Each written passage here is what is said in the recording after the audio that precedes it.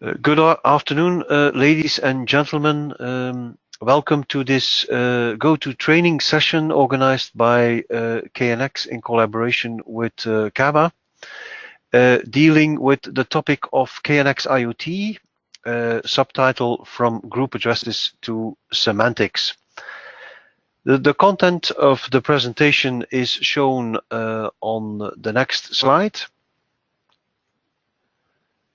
The agenda being first, we will have a look at the Internet of Things landscape today, and we will ask ourselves the question if KNX as a field bus system which has been around for quite a while, whether all these initiatives may not do away with KNX as a system for home or building automation. We will also look at the Internet of Things landscape and ask ourselves the question whether the solutions today solve all the questions and whether they do not have some shortcomings. Third section in the presentation will be to look at what KNX conveys as values as a home and building solution. What kind of values does it convey today? And what shortcomings does KNX have today, especially as regards hooking up the KNX technology to the internet? Then I will ask the rhetoric question whether or not the values that KNX conveys today can be transported to the IoT. Of course, I can already you can already guess that the answer to that question will be yes. And we then will look at what opportunities this may bring to KNX when it is extended towards when it is truly extended towards IoT.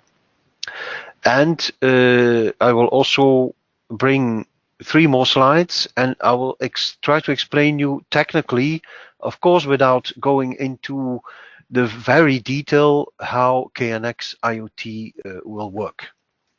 So let's get started. First of all, looking at the Internet of Things today, I'm sure that many of you in the audience have heard of many of the initiatives that you can see in this slide. Some of them related to new networking technologies, and some of them related to systems based on these new network technologies or new approaches based on these network topologies. Looking at the novelties regarding network topologies, of course, there is Bluetooth Mesh, there is Thread, there is LoRa. But looking at the more, say, upper layers of IoT solutions, there is W3C, there is one M2M driven by the telecom industry. There is the Fairhair Alliance. There is Google with Google Weave. There is Open Connectivity Foundation, and of course a lot of bigger players seem to be very interested in the home space these days, and especially making the home space smarter. If even IKEA is interested in the topic, then this means that smart home is becoming mainstream. Of course, the slide also mentions the initiatives of Apple to come to some standardization there. So the question is, KNX that has been around for, well, nearly 30 years and was one of the first solutions for home and building automation, can it survive this tsunami of initiatives to modernize the Internet of Things?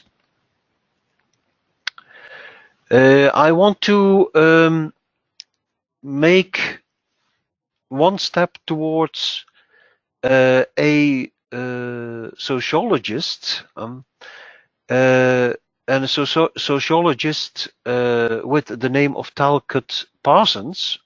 He used to be linked to the Harvard University, and he asked himself the question, why do some systems and or companies survive and others do not survive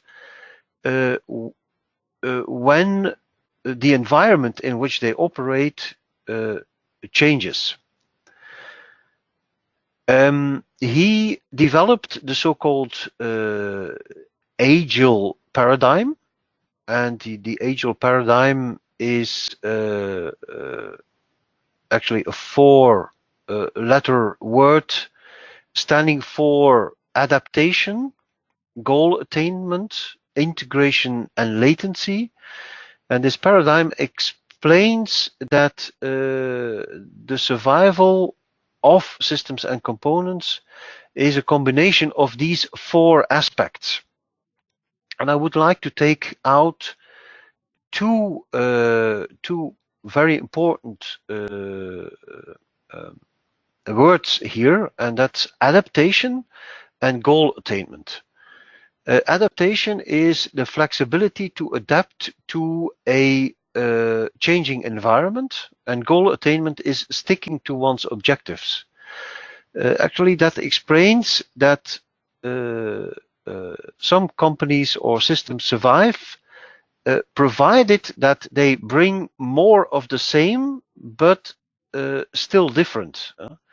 And the idea is that one should avoid trying to become an unrecognizable chameleon. One should stick to one's principles and respect one's culture. And if I may quote one very famous person, the former CEO of Apple once said in an interview, being asked how Apple was going to change following this or that novelty, Steve Jobs once said, everything will change except our values. And I think that is exactly what KNX needs to do. We need to change to a changing environment, but we need to stick to our values. And what our values exactly are, I will sum them up in one of the next slides. But first, let's have a look at the Internet of Things today. The Internet of Things today provides a lot of new solutions, but I would claim that these solutions do not solve all difficulties as yet. If you pick out any of the devices which you show, which are shown in the slides, in the slide here, then most of these devices are handled by different apps, and most of them, they just serve one purpose on device level. So if you buy a smoke detector, then it can detect smoke and inform about it, but it cannot unlock doors when smoke is detected. If you buy a IoT door lock, then this thing can perfectly unlock your door, but it cannot turn up the heat when entering or when unlocking this door. You can, of course, try and integrate all of these silo approaches, but then you highly depend on cloud infrastructure and on internet. When there is no internet, then this integration will simply not work. Even individual solutions may not simply work.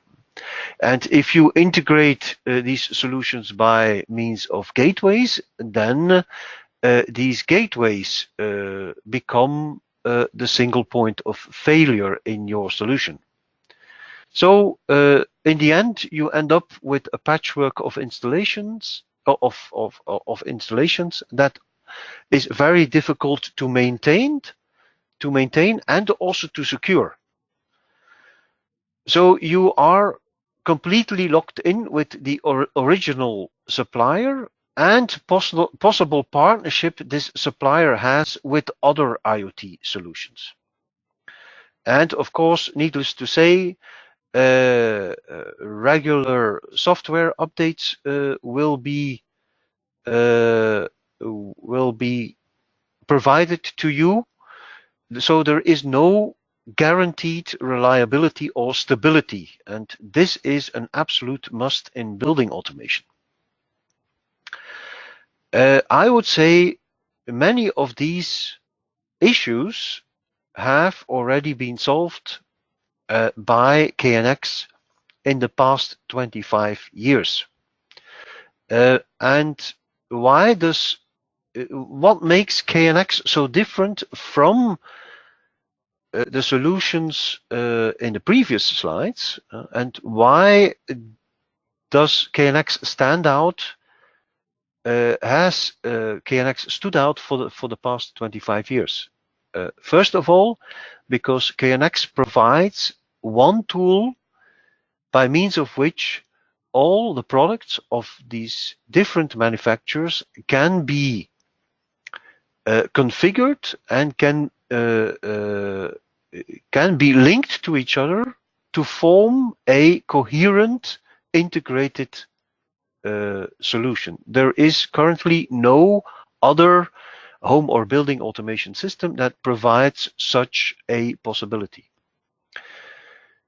The products of the different manufacturers labeled with the KNX trademark, the trademark clearly indicates that these products can work seamlessly together with products of different manufacturers in a integrated installation. And also, KNX is known for its reliability and long-term support.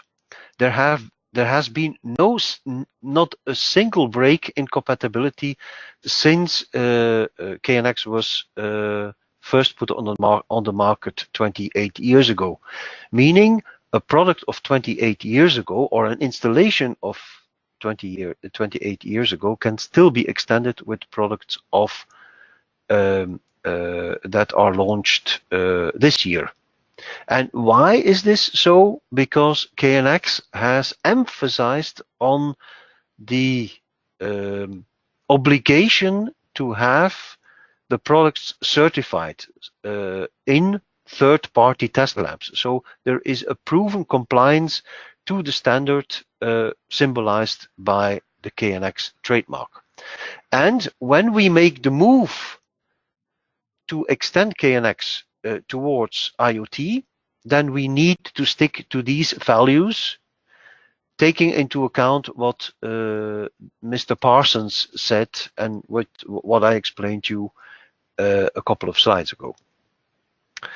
But if we look at KNX today and how it integrates into the internet, we do have to admit that this is not always so easy.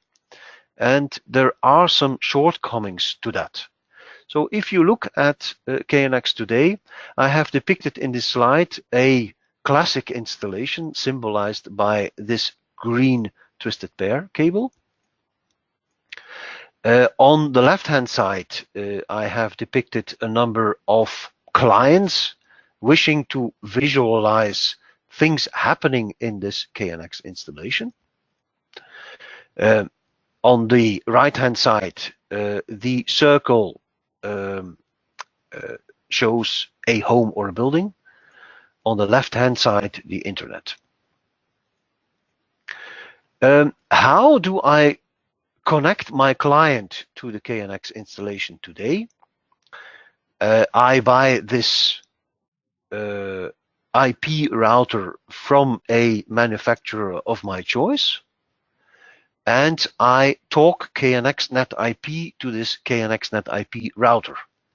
However, the discovery of this thing in the building is standardized, but is not standardized when I want to discover this from the cloud. The security of this thing in the LAN is standardized. It's not standardized from the cloud. You need a VPN connection. The second possibility is that you buy this box from a manufacturer of your choice. This box is a KNX IP web server. However, I can speak HTTPS to this manufacturer-specific web server, but it is a manufacturer-specific web server. So if I buy another box from another manufacturer, I will need to run other software on my client. So this is not typical KNX. It's not, this access is not standardized at all. And on top of that, if a message is sent from the KNX bus today, this is sent very cryptic. So if this, for instance, is a push button in my bathroom, this push button in my bathroom says, well, I am 111, which is the individual address of this device. I send a message on a group address, 111, and the data is 1. So if this is sent on to the Twisted Pair bus, then this is perfectly understood by this actuator, because this actuator is configured to understand this message. But if this message is transported on the internet, then this client on the other end then says, I have not got a clue what you are talking about. So this semantics of this message is completely missing. The semantics that this is a light, and this is a light switched on in a bathroom, is completely missing in this message. So the visualization software running on these devices, the semantic info needs to be programmed manually into these devices based on the group address that is contained in the ETS project of the integrator. So if I want to do speech recognition, then I have to do all that work again. So anything that wants to interact with this installation needs to be manually programmed, which is a huge effort. So we need to admit that KNX needs to do better than that to lower the hurdle of integrating with current KNX installation. So the KNX semantics needs to be part of the system. It needs to be machine readable. And for that, we have opted for defining an own KNX semantic ontology based on linked data. And also, when wanting to log in to the network here, this needs to be a child's play. It needs to be standardized and it needs to be secure. So, summarized, KNX needs to be more IT friendly, which the current solution is clearly not. So, can KNX keep its values when it makes the move to a more IT-friendly integration in the IoT? Yes, we must make a system, a KNX IoT system, that of course builds upon the KNX Classic. The KNX Classic, because we don't want a compatibility compatibility problem with the existing world. KNX IoT needs to build upon KNX Classic. That is clear. And how does it need to do that? The KNX IoT gateway needs to link this world to the IoT, but it needs to already hold the KNX ontology and the project information, which then brings the transports the necessary semantics towards the internet. KNX IoT needs to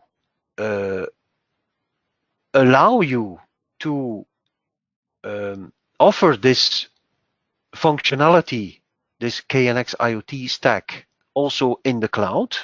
However, this needs to be optional. It can be there, it must not be there, but if it is, then it will allow faster, a secure and remote connection with less effort and with less configuration.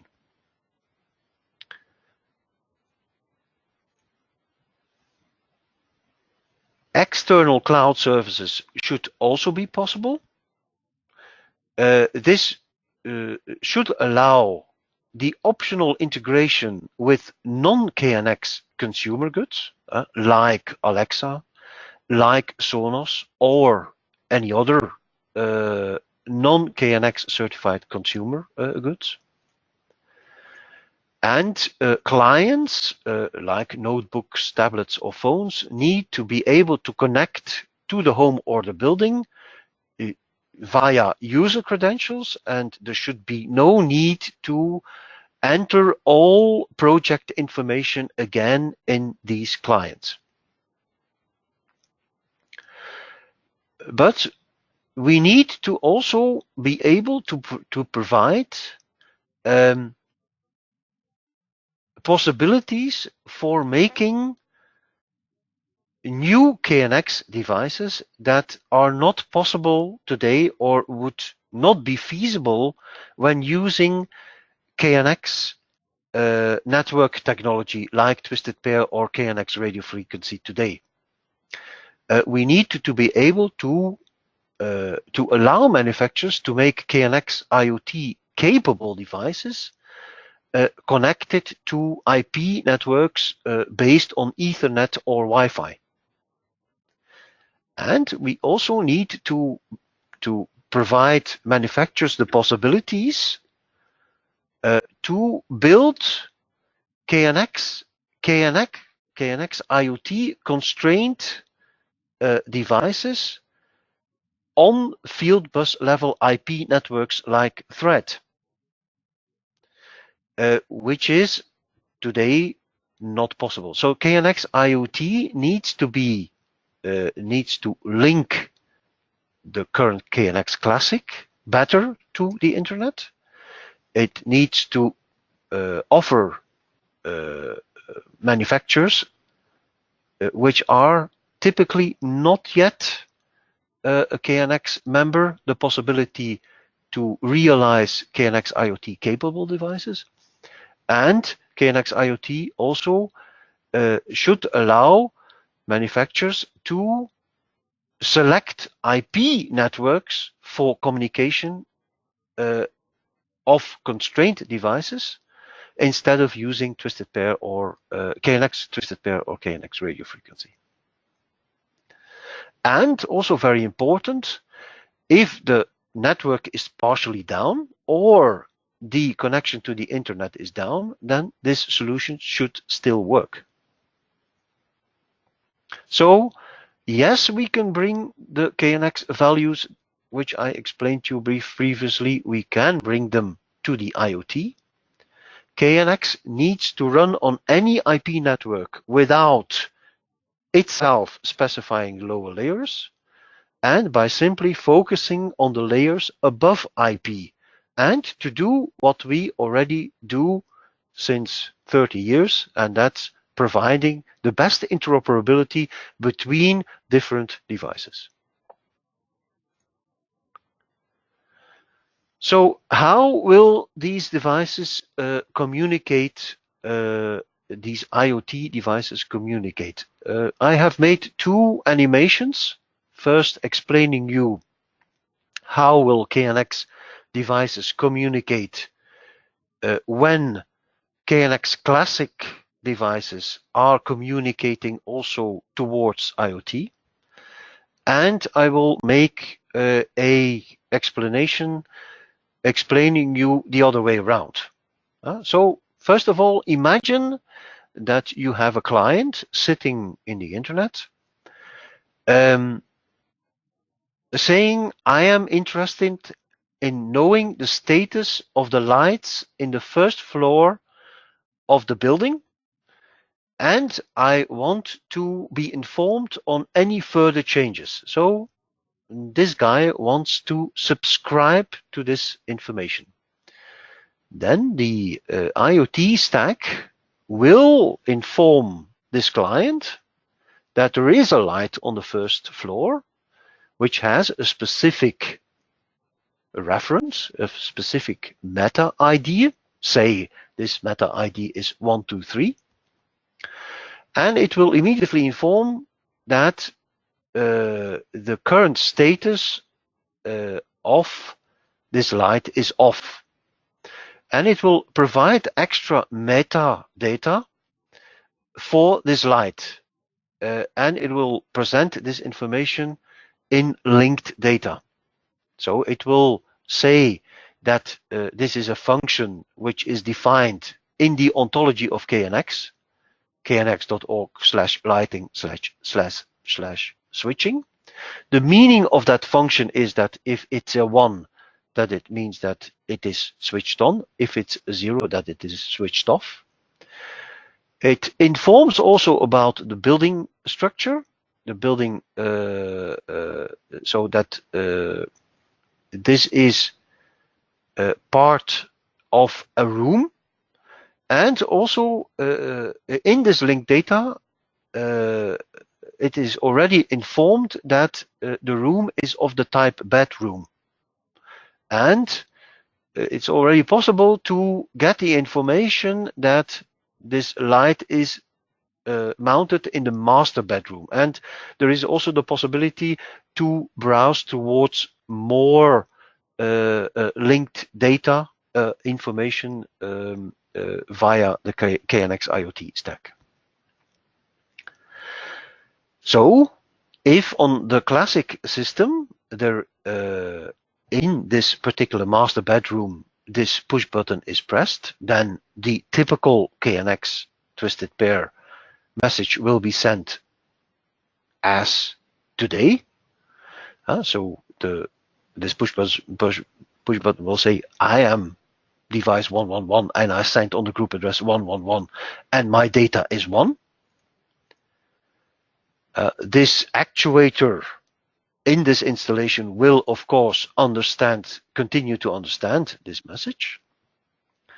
But the IoT gateway will send this information onto the internet backbone, indicating that, or it knows that this group address 111 corresponds to the meta ID 123.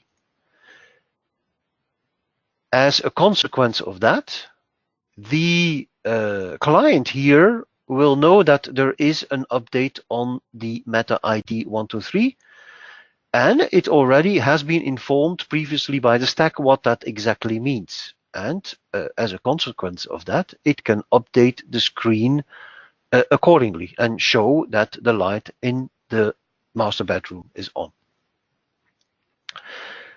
if, for instance, the installation would also have a powerful display sitting or connected to Ethernet, then this guy would also be informed about this light change.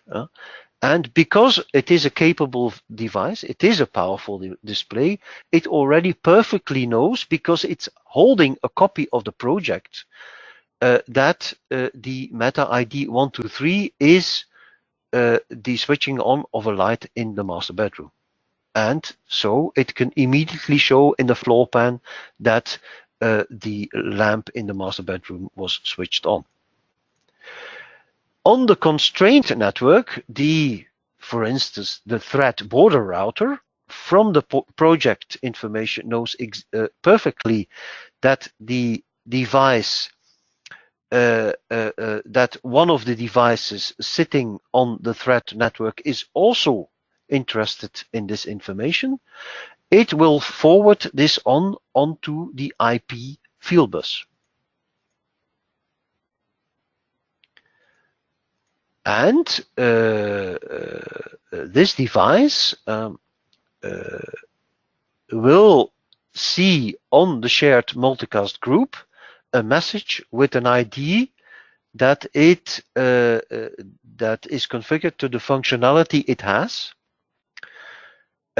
for immediate reaction by all devices with the multicast, within the multicast domain. So it will react data-driven, just like a KNX classic device today. But for reliability reasons, it will also get the message unicast for acknowledged tracking. So it will then also switch on the light. The next animation is how will KNX devices communicate third party to IoT. For instance, this client could simply say, look, I want to change all lights on floor X. Then the IoT stack will look up the metadata corresponding to the all off of the lights in floor X, and will send out a message to the network with Meta ID 123, which it will do. And as a consequence, the same will happen as in the previous animation. On KNX Classic, the light will be switched on because this light will listen to the group address 111. On the capable network, the display will react in the very same way, showing that the light has been switched on. And also on the thread network, the thread border router will send it on multicast, and this also this light will switch on the thread network.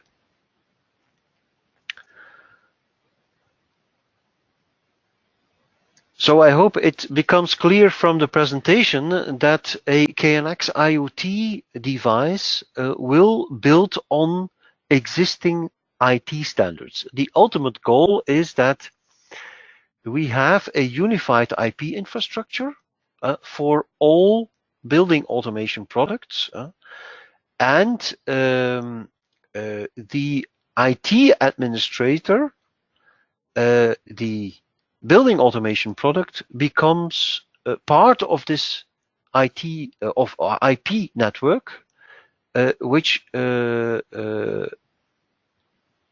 can be managed by the common IT administrator, by mechanisms with which he is familiar.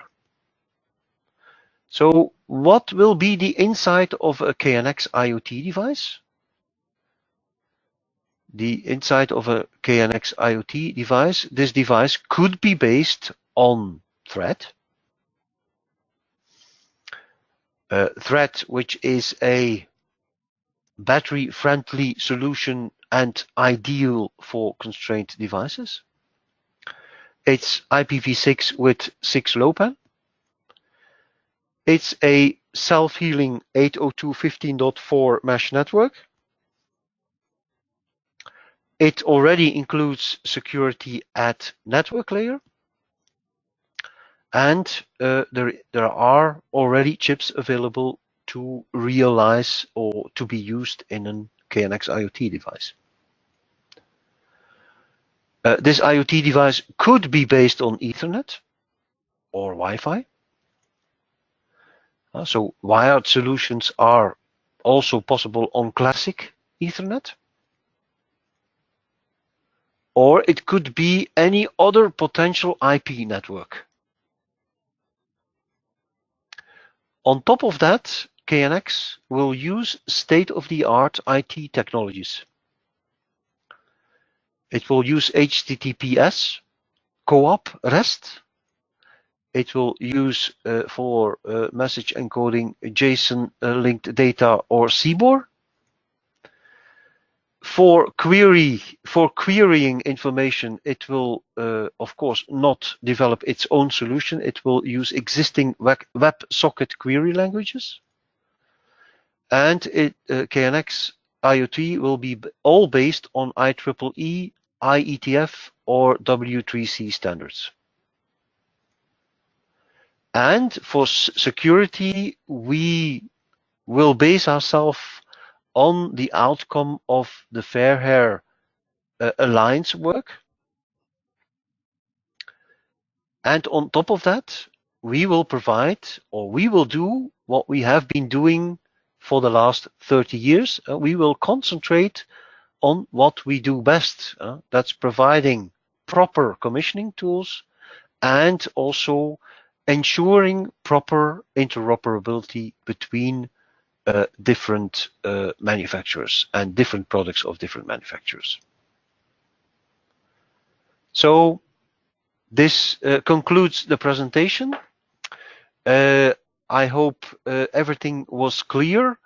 I will now unmute you in the hope that there is not too much background noise, and I will open the floor for questions to me and or to my colleague, Mr. Verbrugge, our IoT specialist.